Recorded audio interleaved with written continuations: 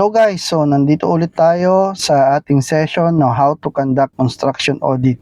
Okay, ito yung dalawa pang key areas na ino-audit during construction audit. Okay, pangatlo po is work practices and procedure.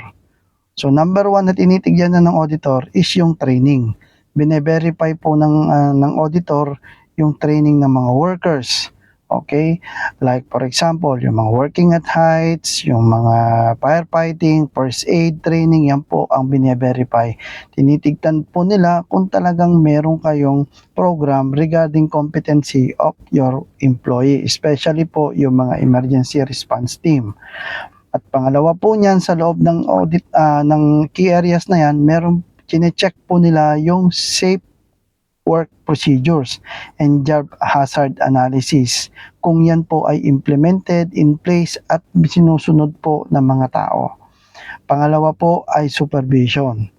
Tinitignan po nila kung gaano ka-competent ang mga supervisor na naka-deploy doon sa construction site, especially or particularly sa high-risk activity. At pang-apat po na key areas na tinitignan ng auditor ay yung equipment and machinery.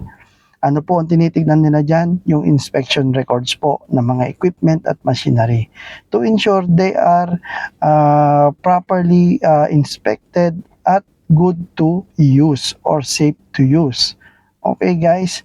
Tapos ang tinitignan po rin nila yan is yung operation of machinery. Okay? Kung gumagana po ba siya, safe po ba siyang gamitin, at yung mga safety practices po na dinevelop para dyan sa equipment ba yan ay sinusunod. Okay guys, at pangatlo po sa loob ng areas na yan is yung guarding ng isang equipment. Yun po kung appropriate lang po yung ating equipment to have a guards or safety devices in place. Okay guys, yan po ang hinahanap nila. So make sure, kung ayari po, meron po kayong portable compressor, may umiikot po na pulley dyan, make sure na may guard po yan. Okay, yan lang po ang example. So anything that can cause entanglement o yung mga may rotating parts, kailangan po sa site nyo ay meron pong guard. Okay guys, example lang po yan at alam ko po magaling po kayo. Alam nyo na po ang dapat nyong gawin in terms of guarding or engineering controls. Okay guys, maraming salamat po at sa susunod, yun naman pong susunod na key areas regarding construction audit.